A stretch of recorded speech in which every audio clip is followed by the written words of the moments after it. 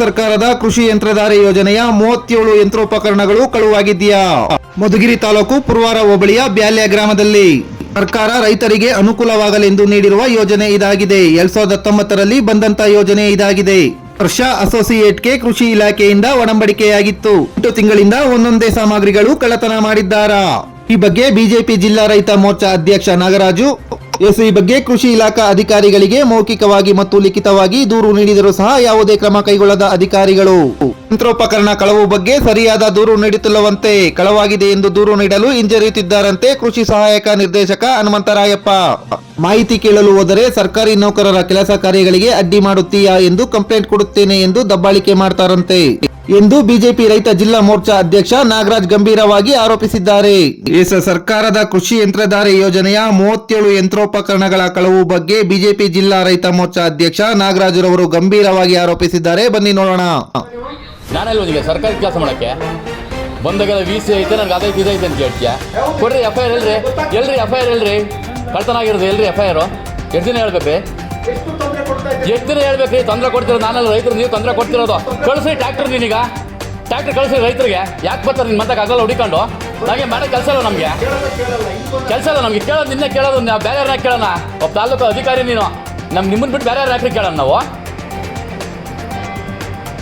ಕಾನೂನು ಚೌಕಟ್ಟನ್ನ ಮಾತಾಡೋದು ಕಲ್ತ್ಕೊಳ್ರಿ. ಫಸ್ಟು ಬಂದಿರೋ ರೈತರನ್ನ ಬೆಲೆ ಕೊಡಬೇಕು. ಯಾರ್ತ ಮಾತಾಡ್ತಾ ಇದ್ದೀರಿ ನೀವು? ಎಷ್ಟು ದಿನ ನೋಡೋದು ರೀ? ಸರ್ಕಾರಿ ಸ್ವಾಮಿ ಸೊತ್ತು ಕಳ್ತನ ಆಗ್ಯಾವ, ಕಂಪ್ಲೇಂಟ್ ಕೊಡ್ರಿ ಅಂತ ಕೊಡ್ದಂಗೆ ಆಟ ಆಡ್ತಿರೋ 15 ದಿನದಿಂದ. ಫಸ್ಟ್ ನಿಮ್ಮನ್ನೆಲ್ಲ ನಿಮ್ಮ ಮೇಲಧಿಕಾರಿ ಉಗಿಬೇಕು. ಯಾಕರ್ಸಿ ಅವ್ರನ್ನ ಎಷ್ಟಲ್ಲಿ ಹೇಳ್ಬೇಕು? ಅವ್ನು JDಗೂ DDಗೆ ಮಾನ ಮರ್ಯಾದೆ ಇಲ್ವಂತ ಅವ್ರಿಗೆ? ಲಕ್ಷಾಂತರ ರೂಪಾಯಿ ಎಲ್ಲ ಗುಳುಮ್ ಮಾಡ್ಕೋತವ್ರೆ. ಬಂದಾಗೆಲ್ಲ ಆಚೆ ಕಳಿಸ್ತೀರಾ? ಸ್ವಂತ ನಿಮ್ಮ ಮನೆಯದೇ ಇದು ಪಬ್ಲಿಕ್ ಪ್ರಾಪರ್ಟಿ ರೀ, ಕಳ್ತನ ಆಗಿರೋದು. ಕೊಡ್ರಿ ಕಂಪ್ಲೇಂಟ್. ಅವ್ರು ಯಾಕ್ರಿ, ಏನಾಗೈತೆ ರೀ ನಿಮಗೆ? ಇಲ್ಲ ಕೊಡು, ನನ್ನ ಮೇಲೆ ಬಂದಾಗಲೇ ಕೇಳ್ತಾರೆ ಅಂತ ತಮಾಷೆ ಮಾಡ್ತಾರೆ. ನಮಗೆ ಕೆಲಸ ಇಲ್ವ ಮಾಡೋಕ್ಕಲ್ಲಿ? ನಿಮ್ಮ ಸ್ವಂತಕ್ಕೆ ಕೇಳ್ತಾ ಇದ್ದೀವ ನಾವು? ಮಾಡ್ರಿ, ಮಾಡ್ಕೊಳ್ರಿ, ರೆಕಾರ್ಡ್ ಮಾಡ್ರಿ ರೀ. ನಾನೇ ನಿಮ್ದು ಸ್ವಂತ ಆಸ್ತಿ ಬಂದಿಲ್ಲ, ಮಾಡ್ರಿ ರೆಕಾರ್ಡ್ನ. ನಾನೇ ಮಾಡ್ತಾ ಇದ್ದೀನಿ, ಮಾಡ್ರಿ. ಎಷ್ಟು ಸತಿ ಹೇಳ್ಬೇಕು? 15 ದಿನ ಬೇಕೇನ್ರಿ ಒಂದು ನೀವು ಕಂಪ್ಲೇಂಟ್ ಮಾಡೋಕ್ಕೆ? ಯಾರು ತೊಂದರೆ ಕೊಡೋದು? ನನ್ನ ರೈತ ಬಂದು ಆಗಲ್ಲ ಕೇಳಕ್ಕಿರೋದು. ಯಾವಾಗ VC? ನಿಮ್ಗೆ ರಾತ್ರಿ ಫೋನ್ ಮಾಡ್ರಿ VC, ಬೆಳಗ್ಗೆ ಫೋನ್ ಮಾಡ್ರಿ VC, ಮಧ್ಯಾಹ್ನ ಫೋನ್ ಮಾಡ್ರಿ VC. ನೀ ಕರ್ತಾಗೆಲ್ಲ ಬರಲ್ರಿ. ನೀನು ಕರ್ಸ್ಕೊಬೋದು, ನನಗೆ ಗೊತ್ತಾಯ್ತು ಎಲ್ಲಿ ಕರ್ಸ್ಕೋಬೇಕು ಅಂತ. ಮತ್ತೆ ನೀನೇ ಹುಡಿಕೊಂಡು ಏನು ಕೆಲಸ ಮಾಡಕ್ಕೆ ಬರ್ತೀರಾ? ಆಗ್ತಿದ್ರೆ ಬಿಟ್ಬಿಡ್ರಿ, ಬೇರೆ ಬಂದು ಮಾಡ್ತಾರೆ. ನಿಮ್ಮ ಚಿಕ್ಕಪ್ಪನ ಮಗ ದೊಡ್ಡಪ್ಪನ ಮಗ ನನ್ನ ಕಂಪ್ನಿಯೇನು? ಕೊಡ್ರಿ, ರೈತರ ಪರವಾಗಿರ್ರಿ. ನೀವು ರೈತರ ಪರವಾಗಿ ಕೆಲಸ ಮಾಡಿ ಫಸ್ಟು. ನಾಚಿಕೆ ಆಗ್ಬೇಕು ನಮ್ಗೇನೇನೆ, ನಿಮ್ಗಲ್ಲ.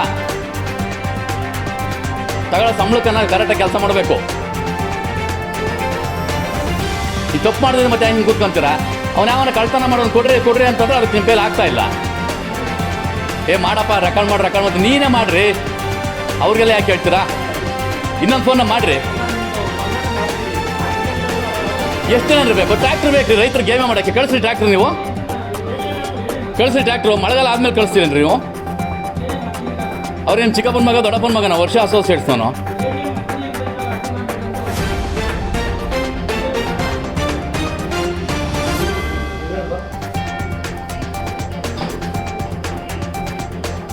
ಮೇಡಮ್, ಪುರವಾರದವ್ರು ನಿಮಗೆ ಹೇಳ್ತೀನಿ, ಅಲ್ಲಿ ಇಕ್ವಿಪ್ಮೆಂಟ್ ಇಲ್ದ ಮೇಲೆ ಬರಬಾರ್ದು. ಪುರವಾರಕ್ಕೆ ಬಂದರೆ ಭಾಗ ಕುತ್ಕೊತೀನಿ. ನಿಮ್ಮ ಅಧಿಕಾರಿಗೆ ಅಲ್ವಾ, ಅಥವಾ ನಮಗೆ ಮಾನ ಮರ್ಯಾದೆ ಏನೂ ಇಲ್ವೋ ರೈತರಿಗೆ ಗೊತ್ತಿಲ್ಲ. ಅದು ನಿಮ್ಮ JDಗೂ DDಗೂ ನಿಮ್ಮ ಇಲಾಖೆ ಕಮಿಷನರ್ ಇರೋರಲ್ಲ, ಅವರು ಮಾನ ಮರ್ಯಾದೆ ಇಲ್ಲ. ಫಸ್ಟು ಇಷ್ಟೆಲ್ಲ ಆಗ್ತಿದ್ರು ಕುಳ್ರು ಕೂತಂಗೆ ಕೂತವ್ರು ಅಲ್ಲಿ ಸೆಕ್ರೆಟ್ರಿಯೇಟಲ್ಲಿ. ಮಾನ ಮರ್ಯಾದೆ ಇಲ್ವಂತ ನಾನಿಂದ ಮಾತಾಡ್ತಿಲ್ಲಪ್ಪ. ನಾನು ಅವ್ರದ್ದು ನಮ್ಮ ಆಫೀಸರ್ದ ಮಾತಾಡ್ತೀನಿ. ನಾನು ನಮ್ಮ ಆಫೀಸರ್ದ ಮಾತಾಡ್ತಾ ಇದ್ದೀನಿ. ಕೊಡ್ರಿ, ರೆಕಾರ್ಡಿಂಗ್ ಮಾಡಿರಿ, ನನ್ನ ಮೇಲೆ ಕಂಪ್ಲೇಂಟ್ ಕೊಡ್ರಿ, ಪೊಲೀಸ್ ಕಂಪ್ಲೇಂಟ್. ನೀವು ಬಂದು ಹಿಂಗೆಲ್ಲ ಕೇಳ್ತಾವ್ರಿ ಅಂತ ಅವ್ರಿಗೆಲ್ಲ ಯಾಕೆ ಹೇಳ್ತೀರ? ಪಾಪ ಅವ್ರಿಗೆಲ್ಲ ಗೊತ್ತೈತೆ ನಿಮ್ಮ ಚರಿತ್ರೆ ಏನು ಅಂತ. ಯಾರು ಮಾಡಲ್ಲ, ಎಲ್ರಿಗೂ ಗೊತ್ತು ನೀವೇನಿದ್ದೀರಾ ಅಂತ. ನೀವು ಕರೆದಾಗೆಲ್ಲ ಬರುತ್ತೆ, ನಾನು ಸಂಬಳದಾಳ ಅಂದ್ಕೊಂಡಿದ್ದೀರಾ? ಬಂದ ರೆಸ್ಪಾನ್ಸ್. ನಿಮ್ಮ ಹೆಸರು? ನನ್ನ ಹೆಸರು ನಾಗರಾಜು ಅಂತ, ಜಿಲ್ಲಾ BJP ರೈತ ಮೋರ್ಚಾ ಅಧ್ಯಕ್ಷರು. ನಾನು ಮಧುಗಿರಿ ತಾಲೂಕು ಪುರವಾರ ಹೋಬಳಿ ಬ್ಯಾಲ್ಯ ಗ್ರಾಮದಲ್ಲಿ ಸರ್ಕಾರದ ಒಂದು ಮಹತ್ವಾಕಾಂಕ್ಷಿ ಯೋಜನೆ ಅದು. ಹಿಂದೆ BJP ಸರ್ಕಾರ ಆ ಯೋಜನೆ ನೀಡಿತ್ತು. ಕೃಷಿ ಯಂತ್ರಧಾರೆ ಅನ್ನೋ ಒಂದು ಮಹತ್ವಾಕಾಂಕ್ಷಿ ಯೋಜನೆ ಅದು ರೈತರಿಗಾಗಿ ನೀಡಿದಂಥ ಒಂದು ಯೋಜನೆ. ಆ ಯೋಜನೆಯಲ್ಲಿ ಸುಮಾರು 37 ತರಹದ ಯಂತ್ರೋಪಕರಣಗಳನ್ನು ಸರ್ಕಾರ ರೈತರಿಗೆ ಅನುಕೂಲ ಆಗಲಿ ಅಂತ ಹೇಳ್ಬಿಟ್ಟು ನೀಡಿತ್ತು. ಅದು 2019ರಲ್ಲಿ ಬಂದಂಥ ಯೋಜನೆ. ಅದು ವರ್ಷ ಅಸೋಸಿಯೇಟ್ಸ್ ಅನ್ನೋರಿಗೆ ಇಲಾಖೆಯಿಂದ ಒಡಂಬಡಿಕೆ ಆಗಿತ್ತು. ಅದು ಏಕಾಏಕಿ ಸುಮಾರು 8 ತಿಂಗಳಿಂದ ನಾನು ಇವರು ಕಂಪ್ಲೇಂಟ್ ಮಾಡ್ತಾ ಬಂದಿದ್ದೀನಿ. ಒಂದೊಂದೇ ಸಾಮಗ್ರಿಗಳೆಲ್ಲ ಕಳವು ಮಾಡ್ತಾಯಿತ್ತು. ಈಗ 37 ಸಾಮಗ್ರಿಗಳಲ್ಲಿ ಒಂದು ಯಾವುದೂ ಸಹ ಯಂತ್ರೋಪಕರಣ ಅಲ್ಲಿಲ್ಲ.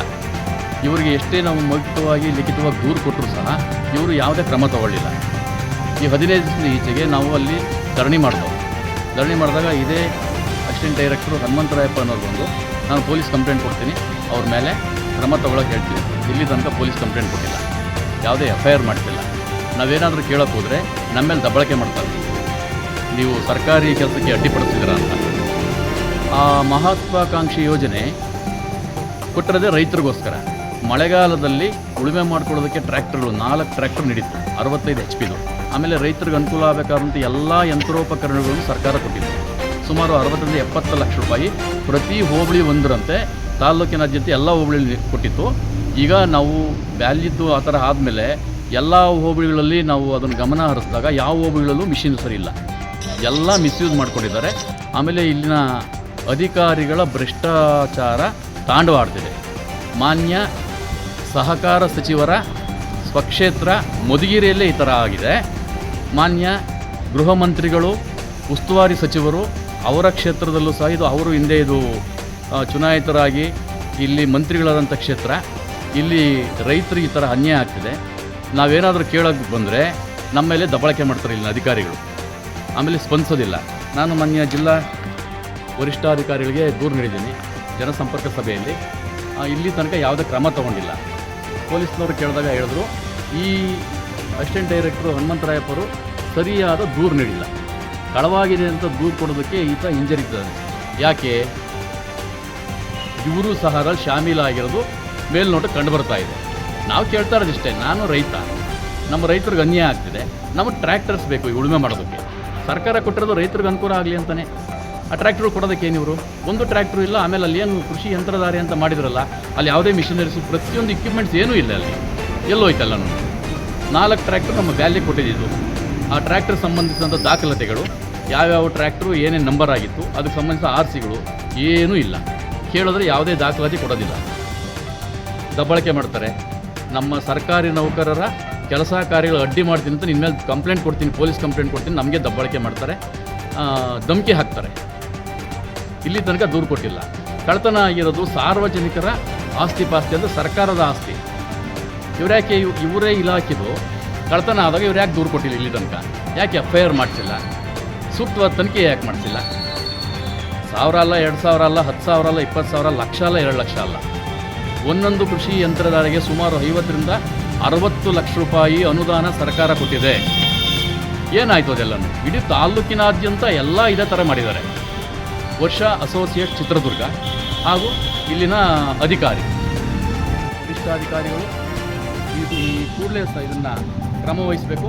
ಆಮೇಲೆ ಇಲ್ಲಿನ DD, JD, ಮಾನ್ಯ YS ಪಾಟೀಲ್ ಇಲ್ಲ ಜಿಲ್ಲಾಧಿಕಾರಿಗಳಾಗಿದ್ದರು, ಈಗ ಇಲಾಖೆಯ ಪ್ರಧಾನ ಕಾರ್ಯದರ್ಶಿಗಳಾಗಿರ್ತಾರೆ. ಅವ್ರ ಗಮನಕ್ಕೂ ಸಹ ಹೋಗಿದೆ. ಅವರು ಯಾವುದೇ ಕ್ರಮ ತಗೊಂತಿಲ್ಲ, ಮೀನಾಮೇಷ ಎಣಿಸ್ತಾ ಇದ್ದಾರೆ. ಇದು ಬೃಹದಾಕಾರದ ಭ್ರಷ್ಟಾಚಾರ. ಸಾರ್ವಜನಿಕರ ಆಸ್ತಿಪಾಸ್ತಿ ಅಥವಾ ಸರ್ಕಾರದ ಆಸ್ತಿಪಾಸ್ತಿ ಕಳವಾದಾಗ ಅದು ಜವಾಬ್ದಾರಿ ಯಾರ್ದು? ಸಂಬಂಧಪಟ್ಟ ಇಲಾಖೆಯ ಮುಖ್ಯಸ್ಥರು. ಇಲ್ಲಿ ಮಧುಗಿರಿಗೆ ಈ ಕೃಷಿ ಇಲಾಖೆಯ ಮುಖ್ಯಸ್ಥ ಯಾರು? Assistant director. ಅವ್ರು ಯಾಕೆ ಕ್ರಮ ತಗೊಂಡಿಲ್ಲ? ಯಾಕೆ ಕಂಪ್ಲೇಂಟ್ ಕೊಟ್ಟಿಲ್ಲ? ಯಾಕೆ FIR ಮಾಡಿಲ್ಲ? ಅವರ ಆಫೀಸ್ ಒಳಗಡೆ ಒಂದು ಕಂಪ್ಯೂಟರ್ ಕಳೆದೋದ್ರೆ ಇಮಿಡಿಯೇಟ್ ಅವ್ರು ಕಂಪ್ಲೇಂಟ್ ಕೊಡ್ತಾರೆ, ಅದು ಬೇಕಾದಂಥ ವ್ಯವಸ್ಥೆ ಮಾಡ್ಕೊಳ್ತಾರೆ. ಅದೇ ಲಕ್ಷಾಂತರ ರೂಪಾಯಿ ಬೆಲೆ ಬಾಳುವಂಥ ರೈತರಿಗೆ ನೀಡುವಂಥ ಸಾಮಗ್ರಿಗಳು ಕಳವಾಗಿದೆ. ಪ್ರತಿದಿನ ಬಂದು ಹೇಳ್ತಾ ಇದ್ದೀವಿ, ಇಲ್ಲಿ ತನಕ ಕ್ರಮ ತಗೊಂಡಿದೆ. ದಯಮಾಡಿ ಮಾನ್ಯ ಸರ್ಕಾರದ ಸಂಬಂಧಪಟ್ಟಂತಹ ಮೇಲಾಧಿಕಾರಿಗಳು ಈ ವ್ಯಕ್ತಿ ಮೇಲೆ ಸೂಕ್ತ ಕ್ರಮ ತಗೋಬೇಕು. ಈ ಕೂಡಲೇ ನಮಗೆ ರೈತರಿಗೆ ಅನುಕೂಲ ಆಗೋಂಥ ಟ್ರ್ಯಾಕ್ಟರ್ಸು, ಅಲ್ಲಿನ ಸಾಮಗ್ರಿಗಳನ್ನೆಲ್ಲ ನಾಳೆಯಿಂದಲೇ ಚಾಲ್ತಿಗೆ ಬರಬೇಕು. ಬಂದಿಲ್ಲ ಅಂದರೆ ಇದ್ರ ಬಗ್ಗೆ ಉಗ್ರವಾದ ಹೋರಾಟ ಆಗುತ್ತೆ. ಮಾನ್ಯ ನಮ್ಮ ಪಕ್ಷದ ರಾಜ್ಯಾಧ್ಯಕ್ಷರ ಗಮನಕ್ಕೆ ಇದು ಹೋಗಿದೆ, ಈಗಾಗಲೇ ತಿಳಿಸಿ ಆಗಿದೆ. ಅಲ್ಲಿ ಸಂಬಂಧಪಟ್ಟ ದಾಖಲಾತಿಗಳು ಕೊಡೋದಕ್ಕೆ ಇವರು ಮೀನಾಮೇಷ ಎಣಿಸ್ತಾ ಇದ್ದಾರೆ. ನಾಳೆ ತುಮಕೂರಿಗೆ ಹೋಗ್ತಾ ಇದ್ದೀವಿ, JD ಆಫೀಸ್ ಮುಂದೆ ಧರಣಿ ಕೂತ್ಕೊಂಡು